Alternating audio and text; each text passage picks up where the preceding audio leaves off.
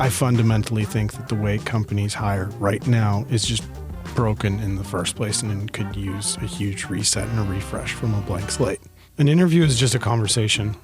And most mishires come from people being great at conversation and terrible at execution. And so I think try before you buy is a much better model. Hey, we're interested in working with you.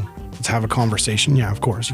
Everything's about communication. Yeah. If you're on the same page, then why not engage them for like 10 hours of consulting work over the next 2 weeks, right? Yes, it's labor intensive, but you're actually going to see what that person delivers, right? And then that is a good process to be like, are they engaged or not, right? So nothing's perfect, and there's always going to be trade-offs if you shake it up. But what I find happens in most companies I've joined is instead of there being like a 4-step process, it's just 4 first interviews.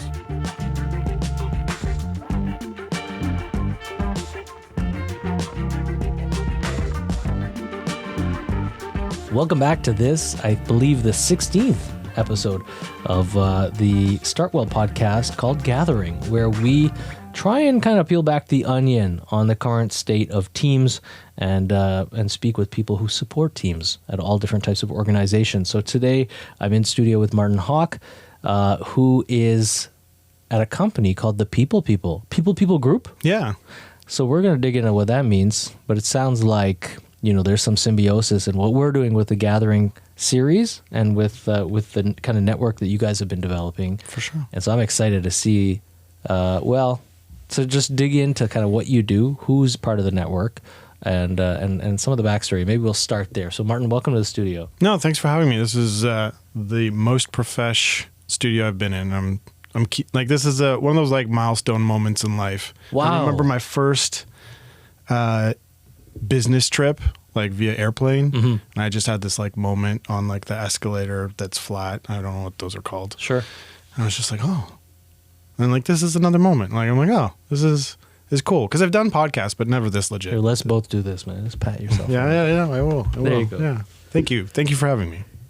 It's a pleasure. And honestly, I mean, this is the thing about business, right? Is that those evolutionary steps, at least my experience, in my 30 plus years in business, is that every time you reach one of those milestones, whatever that is, you realize that, for the most part, the distance between them is almost like not relative.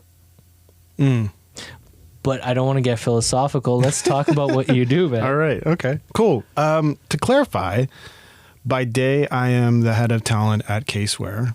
Okay. And Caseware is a global audit and accounting software SaaS platform. And I lead a team of 8 recruiters by night and weekends. So how big is that organization if you have 8 recruiters? 600 people globally, majority of them in Canada.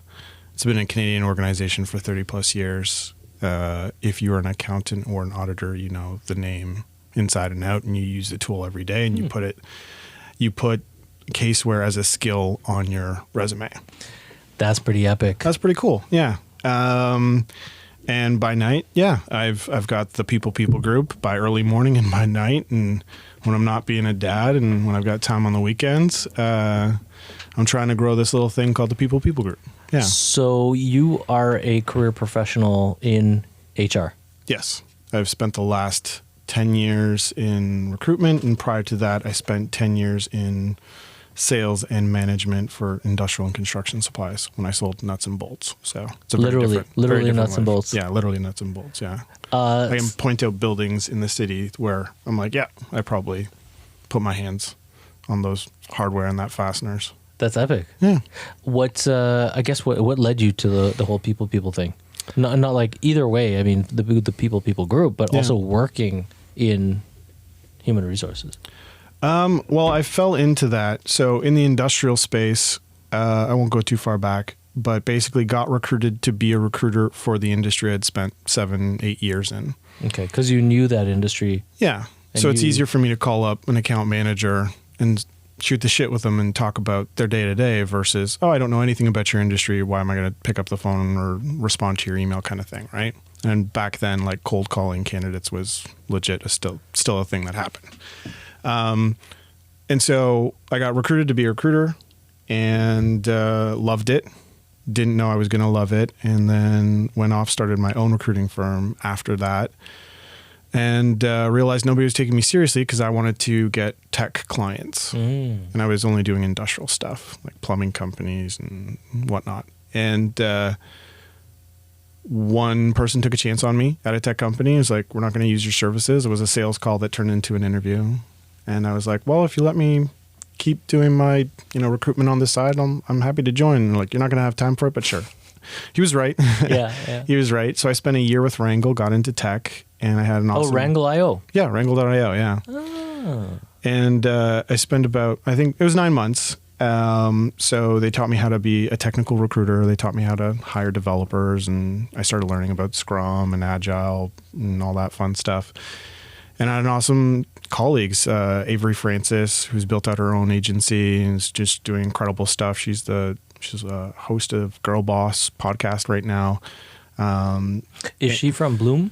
Yeah, she's from Bloom. Okay, yeah. we had one of her team members on from Bloom. Emma Hunt. Exactly. Yeah. Yeah, she was sitting where you're sitting, in the hot seat. In the hot seat. No, Emma's awesome. Shout out to Emma and Avery. And so I got a chance to work with her.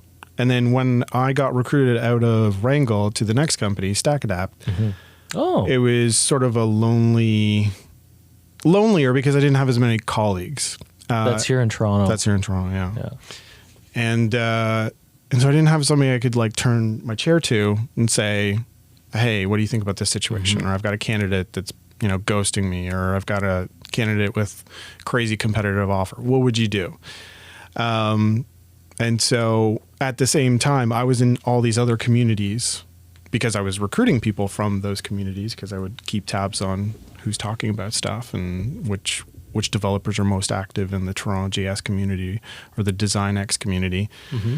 And I was like, there's got to be something for HR, and there wasn't. And I put a LinkedIn post up, and 50 people responded saying like, hey, I'd join this if it was a thing. And I kind of dragged my heels a bit and kind of didn't really think anything of it, and then added all 50 people into some random Slack community with a terrible logo. And 6 years later, we've got 3,300 members, and we've got folks from all over the world in the community, and no idea that it was going to get to where it is now. So, and what do you think is that driver of the kind of organic interest in community development within people?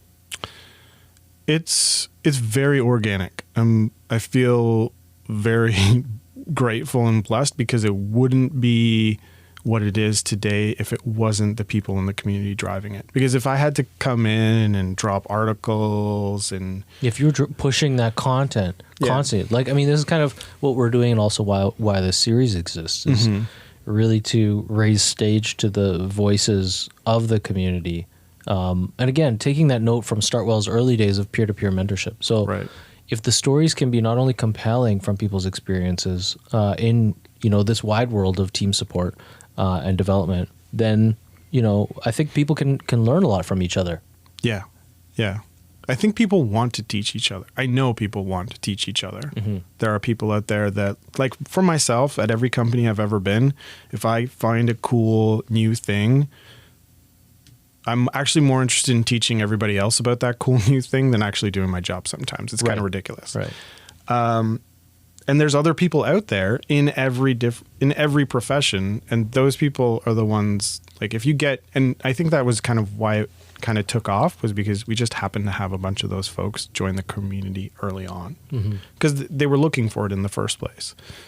So yeah, it's been pretty organic. We haven't really done any, it's always been word of mouth. There hasn't been any like marketing push or sales dollars or Instagram campaigns or anything like that. And what? Okay, so let's talk about this. So it's a Slack community. Yep.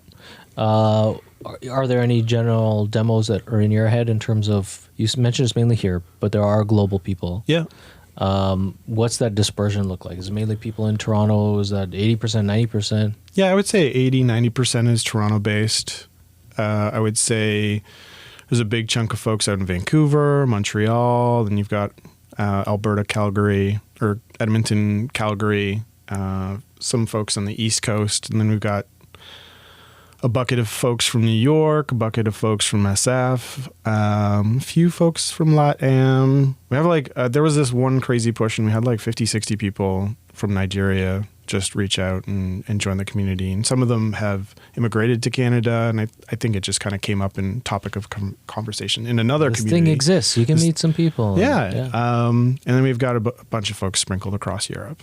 I love this. I love hearing about digital communities that are like organic, because it's kind of the beginnings of the internet, you know, like IRC in my mind. That was the internet. More important than the web was internet relay chat for me. Yeah. Jump into a chat room, you jump on a server. That server might only be available, I mean, back in the day for a couple hours, you know, and that's when you can connect with people. And normally it was topical, you know. So what are the kind of themes that people are generally, you know, interested in your community? Yeah. Well, we have two main channels. One's HR and one's recruitment. And that kind of tackles it. And we opened it up to operations. And so we've got operations, like we have some chief of staff type profiles, and we have operation manager. But it still kind of circles back towards anything people ops. Mm-hmm. If you're in people operations, those are the topics that are typically being covered. So I would say right now, you know, obviously at the beginning, it was a huge resource for folks from a pandemic perspective. How is your business handling approaching the pandemic? What are the rules that you're, you know, and policies that you're from a safety standpoint imposing on your workforce? So there was a lot of conversation around that. That's obviously migrated. One of the more popular topics right now is sort of international recruitment, right? There's a crazy economic downturn that's looming potentially.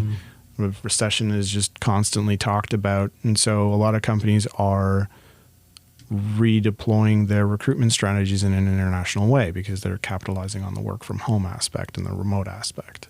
So that's a whole era. I've gotten so much sponsorship interest from companies that support those models where it's like, okay, you don't have an entity in Colombia or you don't have an entity in Poland or anything like that. So we can support you as an employer of record, or we could just make it easy so you're paying these people compliantly so you don't have to think about it. So there's all of those companies just popped up out of nowhere and have expressed a lot of interest. There's a ton of topics. But yeah, it's usually around like less on the recruitment, like how do I do this? Most when we're talking about talent acquisition and recruitment, it's usually, you know, where can I get information on compensation for this specific profession, or what are people seeing in terms of like market conditions, or are we having, you know, is it really difficult to hire DevOps for you right now? Yes, it's really difficult for, you know, those types of conversations. So some of it's like consolation and camaraderie. Mm-hmm. So like finding people that work in the same space as you that you could just kind of like be humans together about. Yeah. And then the other side of it is like standards and best practice. Yeah. Yeah. Because it's interesting. I mean, like with every guest that comes on the series, we're talking about how, in a way, it's a weird profession to get into. Typically, people get into human resources with an interest in people. Yeah. And they want to see people succeed, and they like being around people. Yeah. At the same time, there's almost, in some organizations, there's this kind of isolatory like function to that job. You're bringing people in. You're unfortunately maybe responsible for communicating them leaving a team. Mm-hmm. And then while the teams are together, your responsibilities may actually have you being taken away from interacting with people. Yeah. Right? Yeah, it's you're on an interesting island. You have to set on the HR side. And I see HR and talent acquisition as partners, but they're very different. There are some startups that like, hey, we hire an HR person that does recruiting as well. They mix the roles, yeah. Very difficult to do that well. And there are people that do it well. They also don't sleep. And they're very different functions. And so I think from a recruitment perspective, if I hired you into the company and things weren't working out, you're not looking at me saying this is your fault, unless I'm a terrible recruiter and I just promised a bunch of things that, you know, didn't come true kind of thing. Mm-hmm. But on the HR side, having done that role for, you know, 2 years out of the 10 that I've been in this kind of like space, like formally, there is this like, at some point I have to keep folks at an arm's length, because at some point I might be called in to dismiss you, or we're going to have to go through some performance conversations or whatever.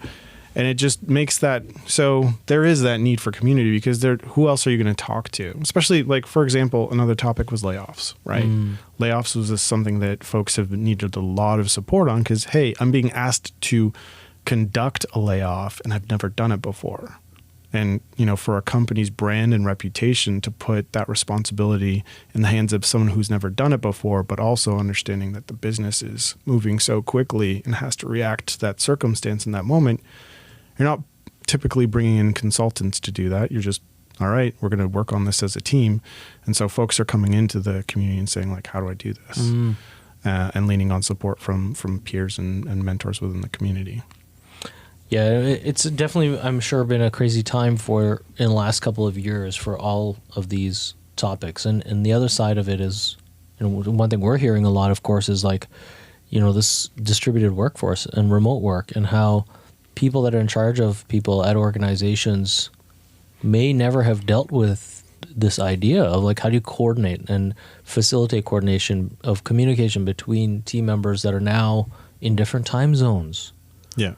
Deliverables change or have to change, or how they deliver content and, whatever work to each other if you're across time zones. And then there's also a tool set of technical tools that a lot of people were scrambling in the last couple of years to figure out what their tech stack for their organization was. Yeah.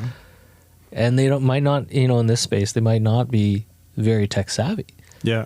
So I'm sure that kind of content was also something that came up in the community. Yeah. Those tools have blown up as well, for sure.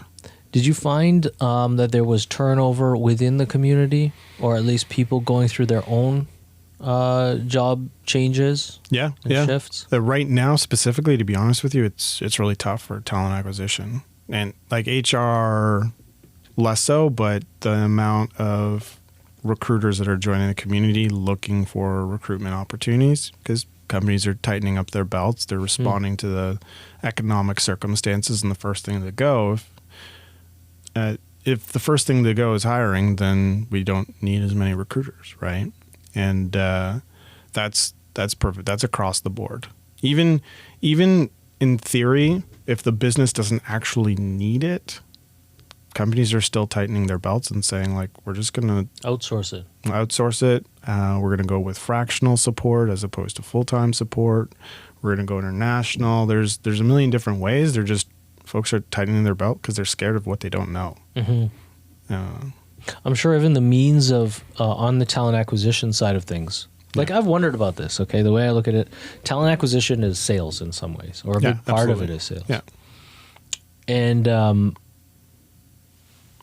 lead discovery, there's no particular database of people that are saying, hey, I'm looking for a job. I want to post myself as someone who's hireable.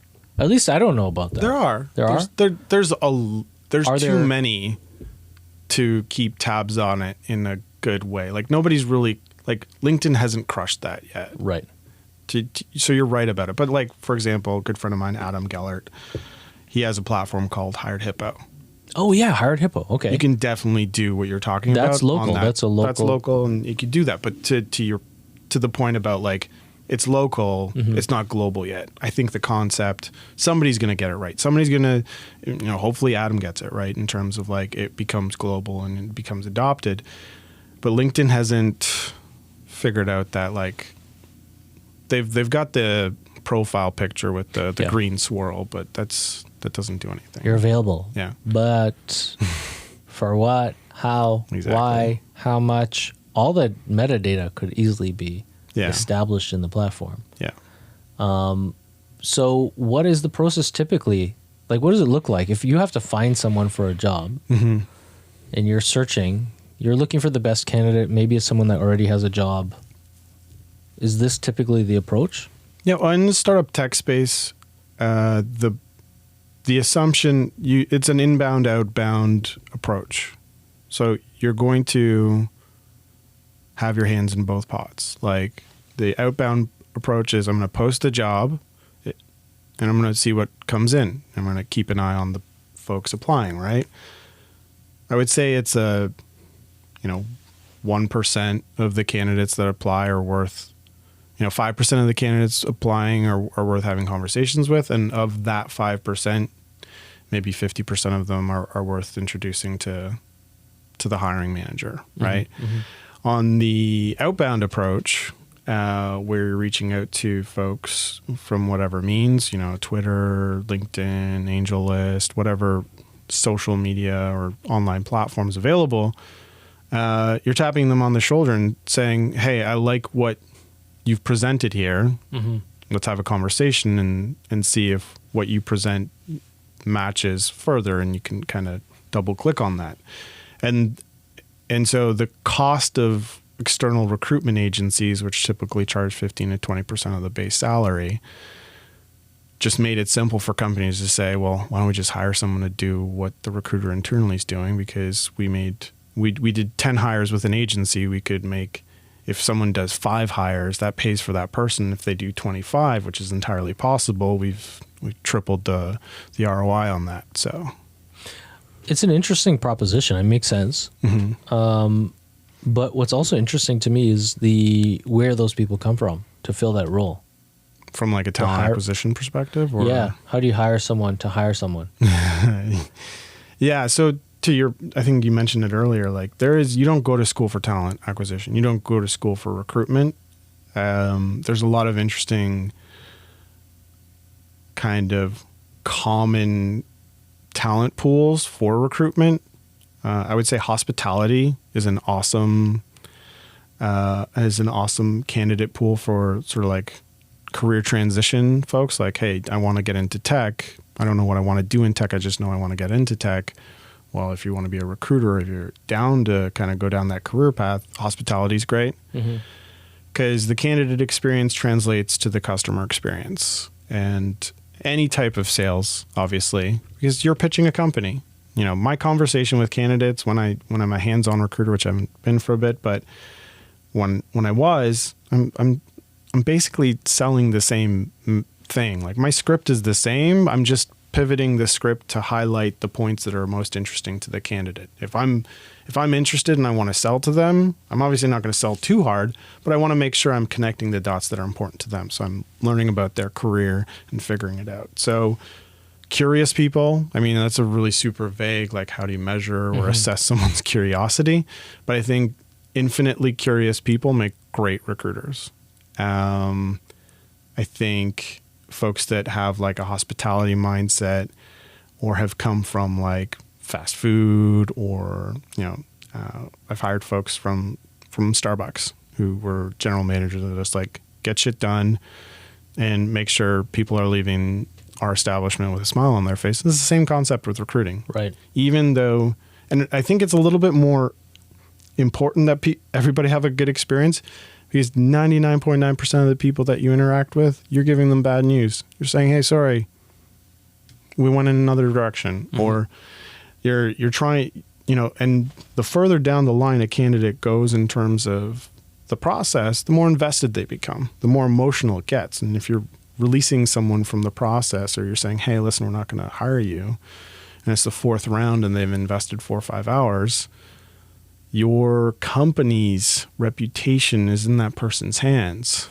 And if you're a B2C company, that's very important. If you're B2B, still important too, because that person could turn around to be a buyer eventually. Right. So, yeah, I just spoke with someone yesterday who was telling me they went through 17 interviews for a position. That's insane. It was one that they really wanted, and it involved them flying to like 5 different cities in the States to have one-on-ones with particular people in the organization. And I was like, that's a lot. It seems a little bit broken. Yeah. That's crazy. Did they get it? They got it. Oh, that's good. Yeah, they got it. They became the country lead of this particular company, and they're happy with it. And it's a senior role. Then, yeah. Senior role, yeah. Absolutely. Customer service stuff.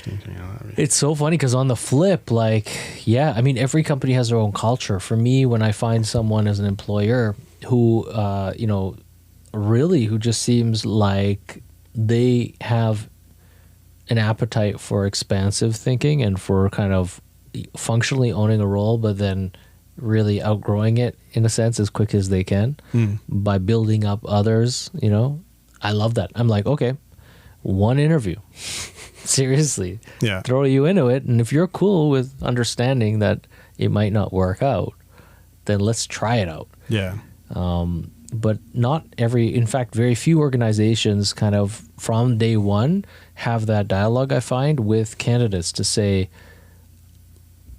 I would say a lot of large corporations assume that, the shortest period of tenure would be like 6 to 12 months for a candidate. Yeah. Whereas right now, I mean, in the current climate, it seems like people in their 20s are kind of seeing that as their career. Yeah. Not career, but Yeah. they're looking for that as a maximum tenure at a company. Yeah. And companies are looking at that as a minimum tenure. Yeah. So it's interesting. But I think there's a lot of value in the next decade for organizations to start thinking of try before you buy kind of model for hiring. Yeah. Yeah. And being very vocal and open with candidates about that. Do you think that makes sense? No, absolutely. I think an interview is just a conversation. And most mishires come from people being great at conversation and terrible at execution. And so I understand why companies ask people to put together a pitch deck or a presentation because they want to see the work. And it comes from a good place, but the market's been so competitive that if you're not the candidate's primary top 3 companies, they're probably just not going to do the work, right? So it's prohibitive. So you don't even want to include that part of the assessment process. But to your point, I fundamentally think that the way companies hire right now is just broken in the first place and could use a huge reset and a refresh from a blank slate. What are the things that make them broken? Well, first off, most companies are just interviewing people through conversation. And again, that proves nothing, right? Mm-hmm. Just because I'm extroverted and charismatic doesn't mean I'm going to do my marketing demand gen job well, right? And so I think try before you buy is a much better model, right? Hey, we're interested in working with you. Let's have a conversation. Yeah, of course. Everything's about communication. Yeah. If you're on the same page, then why not engage them for 10 hours of consulting work over the next 2 weeks, right? Yes, it's labor intensive, but you're actually going to see what that person delivers, right? And then that is a good process to be like, are they engaged or not, right? So nothing's perfect, and there's always going to be trade-offs if you shake it up. But what I find happens in most companies I've joined is instead of there being a 4-step process, it's just 4 first interviews. Right. Right. So get them in, they'll figure it out, they'll learn trial by fire. Yeah. And also, it seems to be a recurring theme as I talk to more people in this space that for large corporations, actually, you know what? It's not even large corporations. 'Cause I've seen it firsthand here at StartWell on campus with 10-person startups that are rapidly scaling. And they're moving so fast. So either an organization is going to move so slow that the functional expectation of a new hire is very low, that the red flags don't get raised for a long time. Yeah. Or, and typically people are left to their own devices in their jobs. And part of the kind of settle yourself in expectation is for large corporations on one side is going to be here's a document or a set of documents or some training materials that are how to not cut yourself with a butter knife. Yeah. And you onboard through that and spend the next month doing it. And once you do those things and someone gets a notification that you've done it, and then they'll have a conversation with you. So they're just the architecture of onboarding is very, very slow. Yeah. And then the self-onboarding expectations are kind of not, let's say, measured. And then on the other side, you've got these rapidly scaling organizations, whether they're funded or not, startups that are we have jobs for 1,000 people, but we only have 10. So everyone has to do 100 people's job. Yeah. And then we'll hire to kind of swap out and not to make anyone's burden easier, but to everyone has to go because there's so much to get done. Yeah. What we find is that on the startup side of things, there can be an over expectation on functional output. And they're kind of let's park the culture until we reach Series C, Don't think about culture. Don't think about marketing for organizational structure and function. Let's just focus on, pushing product and retaining customers and keep going. And that's maybe where a lot of the kind of recent problems, especially for large funded organizations, have been is the directive even to the internal HR staff hasn't necessarily been to facilitate the culture piece. No. And one of the other things I would say is that as a company scales, their needs in the persona change dramatically. So if a 10-person startup is going to need and want a scrappy generalist that's willing to roll up their sleeves and do whatever it takes for the mission. But once you get to 150, 200 person company or whatever the number is, at some point you're going to be like, it's great. This person's willing to do everything, but they don't know anything deep enough, or they don't know what we need them to know now deep enough. And so the learning and development piece just is not a thing that's being considered in an effective way in the startup culture and community, where it's like you have to do a really good job of learning and development to help that person get to where they need to be.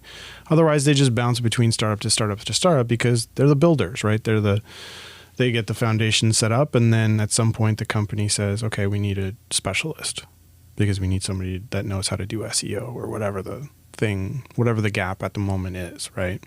But forcing people into, and the role changes for them as well. So their happiness in the role changes also. So it's a tough thing because you bring people in, they've got stuff to do. Maybe they perform well, they do that stuff. And if you're moving too fast as an organization to your top line goals, you don't really focus on this, like, what else can everyone do? It came out in one of our episodes where we were talking about with one of the guests, this notion of, and maybe this is something you can speak to from even the topics that are being discussed on your channel and your Slack, but like one of the interesting ideas is going around is this 4-day work week, right? Came up with Jay Goldman actually from Sensei Labs. Yeah. And so Jay was saying, we've moved to the 4-day work week. We did the trial as part of that whole global network of companies that were doing it. And they found a lot of success. And they found that, in their off day, they would coordinate it. So there is a general off day. I think it was Friday. Other people can use their physical real estate during that. So they give it to like youth educators and stuff. So there's the kind of a cultural benefit where, people can donate time to help that function, or they can literally be away from the office and turn off their phone. Yeah. But then also the kind of conversation evolved into talking about this idea of maybe not taking a 5th day off or whatever day off, and instead saying that's a free day to do your own project. This is a big question right now, I think, floating around in HR of side hustles and how corporates enable that, encourage that, turn a blind eye to it. What are you hearing about side hustles, and can side hustles be an opportunity for companies to incubate innovation? I think it's a huge opportunity, but I think it's so innovative and foreign that larger organizations don't know how to handle it. Because there are companies that do it and support it. I forget, like Google has so that exists. So you've got this entire organization of entrepreneurs, right? Entrepreneurship. A lot of people have great ideas and they want to work on them, and that's kind of what fills their cup. So if your 5th day, you get to, if the project that you're working on for the time being is not filling your cup, at least your 5th day you get to work on something that you enjoy, and you still associate that with the culture and the company that you're a part of. So it kind of offsets, the monotonous work to a certain extent. There hasn't been a lot of conversation around the side hustle piece in terms of like whether or not it should be a thing or how should companies kind of approach it. There has been a lot of conversation around the 4-day work week piece, and there's a lot of interest. We did a workshop with Jamie Savage from the Leadership Agency, and she just flipped. They went, and not just like recently, they went to a 4-day work week, and she basically just taught the entire community and the folks that were interested in learning how they went about it, what are the pros, the cons, and all that fun stuff. And so that conversation's popular. Not all companies are in a position to support it or want to support it, but kind of given the fact that compensation and inflation has just gone bananas, rather than paying people more, giving people time off and still paying them the same amount, there is a loss in, say, productivity to a certain extent. But the numbers are showing from all this report and the global research that like giving people that extra day is actually making them more productive during the 4 days. It makes up for that day off. Yeah. It's been interesting. Like, I haven't heard negative things I haven't heard overly negative. Like, yeah, you don't execute it well. Well, there's always that. But nothing's really pointed me like, okay, I would avoid that if I had the opportunity to roll it out. Well, just without the kind of like methodology behind it, it was a practice that got adopted just a few years ago with the oil sector bust in Alberta. Definitely Edmonton is more like resilient with its government employment base being large, but in Calgary, when the oil companies started tanking, just before the pandemic, a couple of years before the pandemic, and the tar sands were kind of non-viable and all this stuff happened, almost every company went to a 4-day work week and slashed salaries, or did this as a means of not slashing the total salaries and saying, look, we're going to keep you on, but we can't afford to pay you the 5th day. They cut the salary of the 5th day. And from all the companies I've talked to out there, most everybody was saying that, you know what? Everyone was happier because they didn't care about the money. They were just out in the mountains for the extra day. Yeah. They're in their canoe. They were skiing. That's also a different context. Like Albertans are kind of more like that. But I think it's interesting. I think especially where people are in high performing roles, they need breaks. Yeah. And then also on the counterbalance with large corporate kind of entanglements, sometimes people just need pause from belonging to that organization through the week. Yeah.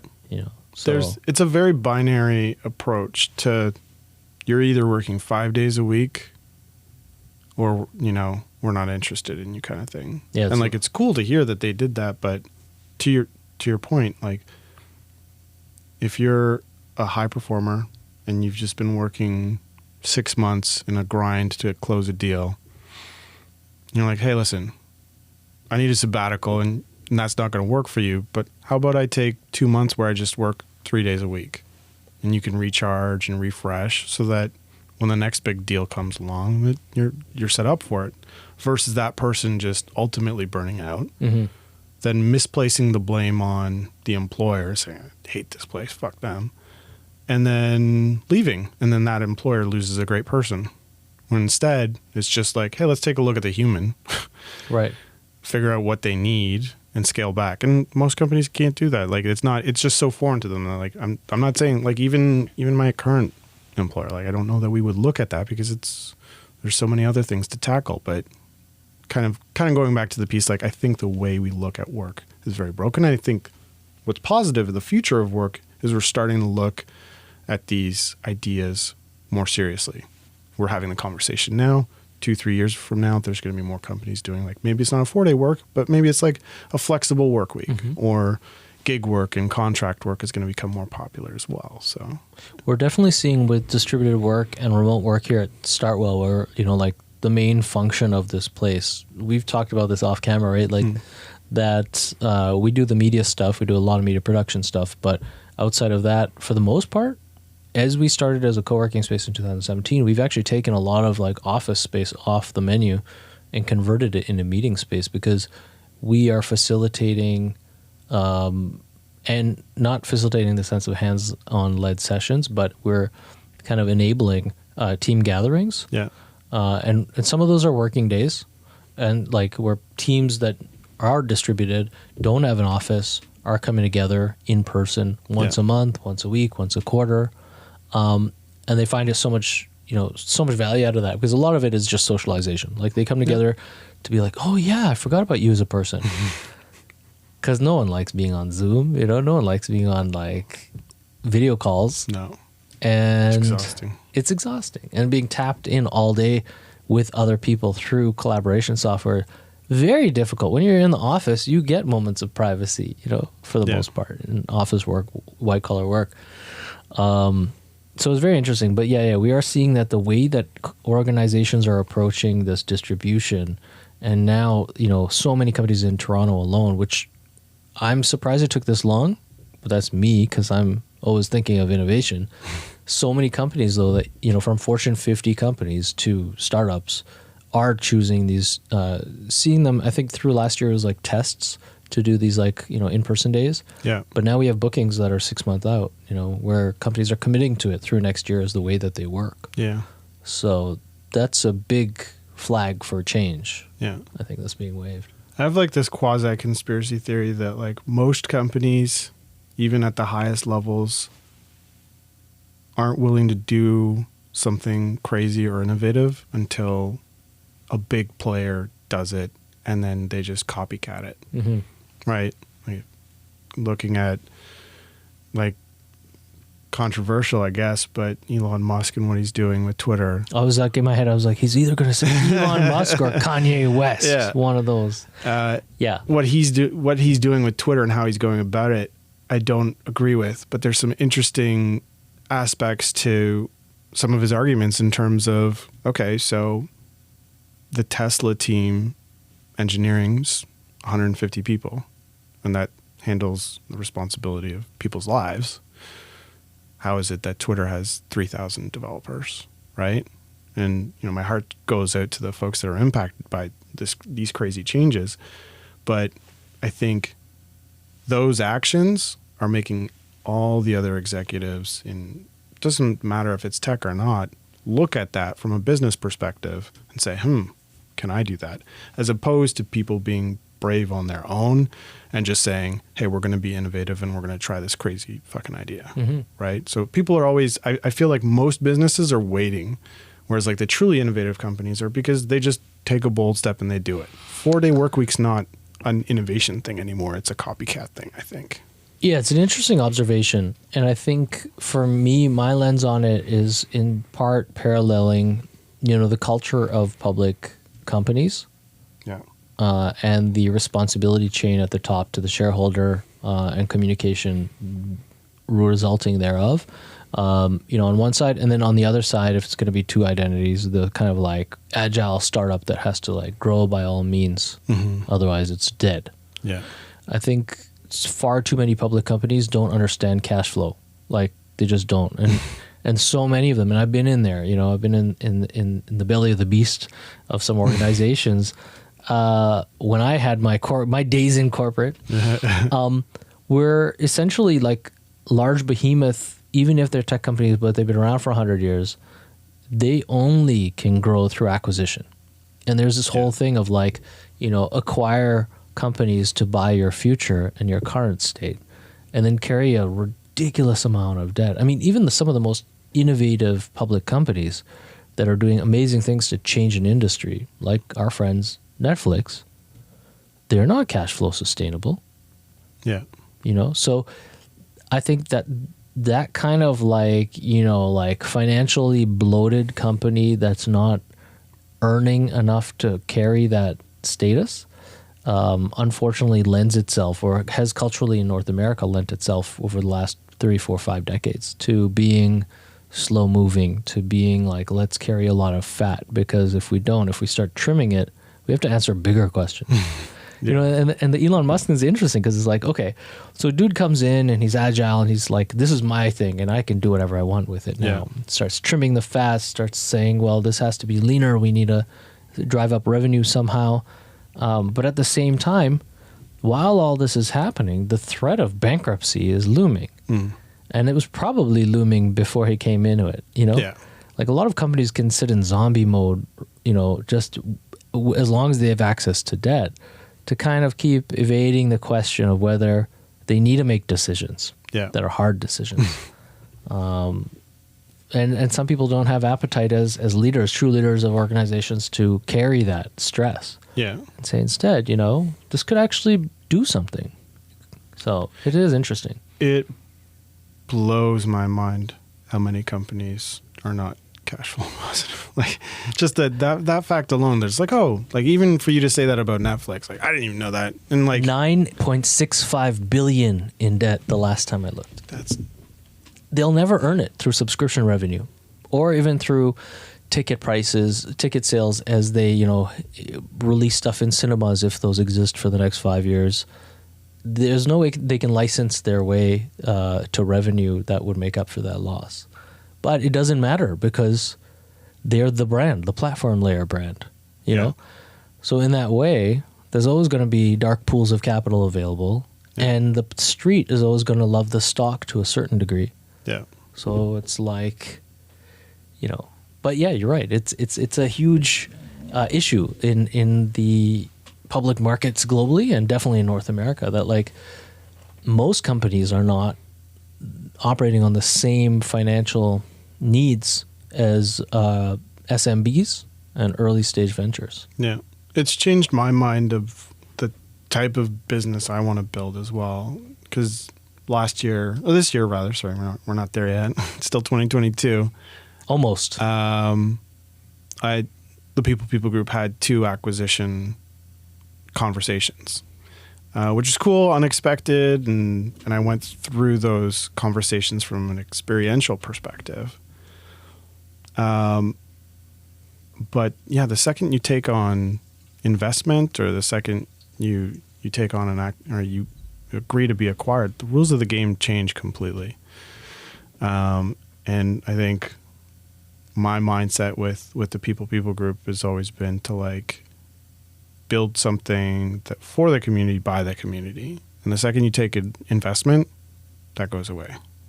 Yeah, you're answerable to other performance metrics. Yeah, because they have a different agenda versus your own. And it's just strange to me that more companies don't bootstrap. Like, I mean, you've got a business. Why don't you build a business instead of a tech startup? Right? It's difficult, you know. And I always have this discussion. I'm constantly talking to people about the difference between, we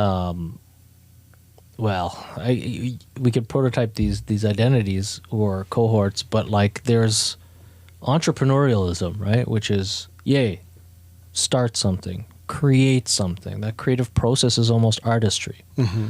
And then you've got, you know, business people, the people that look at an organization as a means to generate profit and focus on that organizational structure that maximizes profit but still ensures efficient operations. And then you've got, you know, kind of startup kids, or like, I guess, I don't know how to describe this really simply, but what I think North America in the last decade has kind of taken as the status quo for what an entrepreneur is, but it's a misnomer. It's not the real definition, which is someone who goes out and has some sort of vision. Maybe they are an entrepreneur, they can start something, but they necessarily have to take capital in order to fund the undertaking. I think that it's funny because historically North America was a bootstrap land. Yeah. Everyone who came off the boats and did whatever hardships to the people they shouldn't have, you know. But even the people that came before, the original people of this land, you know, had to survive in nature. And I think this is a weird thing with the availability of debt and massive availability of capital kind of like in the last few decades in North America. It seems to me that people have moved away from relying on business as a means of livelihood. Mm-hmm. Instead looking at it as a means of generating profit, and that profit isn't necessarily across the board for the whole company's balance sheet, but it's for the people who are running the company. Yeah. So if the company becomes a means of extracting profits from operations, as opposed to this whole idea of kind of like it generating profit so it can be fed back into the organization and growth can be achieved, with the ultimate goal, maybe of making more profit. I think those are two different things. Yeah. So it's kind of weird because I'm seeing a whole class of young entrepreneurs in tech, especially, chasing after riches that their businesses will never earn. Mm-hmm. And then you've got these exits that are almost pre-planned for a lot of people that are non-realistic in terms of their valuations. So you've got M&A and then you've got IPOs historically as the payouts. Yeah. But what those are just funding a pyramid scheme because you have all these investors buying into a hopeful vision of massive success. Yeah. But the success isn't, again, it's not born out of customer relationships typically. Yeah. Not to the point that would justify the investment. Yeah. And the ROI required, at least in the venture capital model, is like 100 to 1,000%. Yeah. So the only way to earn that typically is to like pass the buck down to some sucker at the end. Yeah.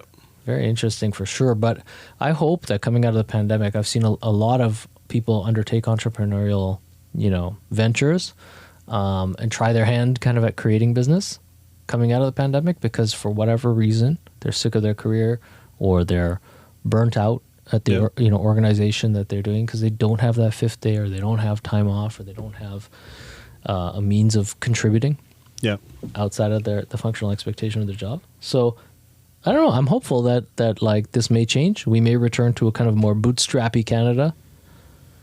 Like I see the point of it. Like it's necessary. It's right in the right circumstances, but it was out of control. I think that this is clearly a correction, right? Because it just became. It was so pervasive that it just became a mechanism of betting. And I'm just going to invest $100 million in 50 companies, and if one of them hits, then it doesn't matter if 49 of them fail, because there's humans behind those 49, and there's hopes and all that fun stuff. And you double click on each one of those 49 companies that failed, and at the end of the day, if that 50th hits, it's just high level, high stakes gambling to a certain extent. 100%. Yeah. 100%. Yeah, no, unfortunately, I mean, it is. That's just the state of it. And also, there's something to be said also for, at least in Canada, I'll say this, in the last 5 years, we had an explosion in the venture capital industry where I think there was something like, a growth of maybe definitely 500%. I'm definitely in the last 5 years, a growth of 500% in the amount of active venture capital organizations. So 5 times, is that the right math? Yeah, that's what I'm trying to say. Yeah. 5 times as many VCs exist today, or maybe 6 months ago, as existed in 2000, like whatever it was, 18, let's call it. Yeah. Now on the cusp of 2023. I think it's pretty crazy because it speaks to the availability of the capital, but also the amount of capital when you aggregate it is not that much that kind of got spent on dead companies. If it was money that came from other risky investments. On the macro, it's just kind of crazy to sit back and think, whoa, there's so much money that's being invested generally in the world. Yeah. And if, a particular property market tanks, that money may get reallocated into super high risk things like what we're talking about. Yeah. That being said, my conversations with venture capitalists recently in Canada are that there hasn't been a net decrease in money for good companies. Mm-hmm. It's just the dumb money that came with people who had access to capital that were get rich quick kind of VCs. Like, I'm going to do this. This is going to be awesome. I'll be a VC. Yeah. Who aren't committing to the career of being a VC, and maybe didn't come from entrepreneurialism. Yeah. That will have its day and its correction curve.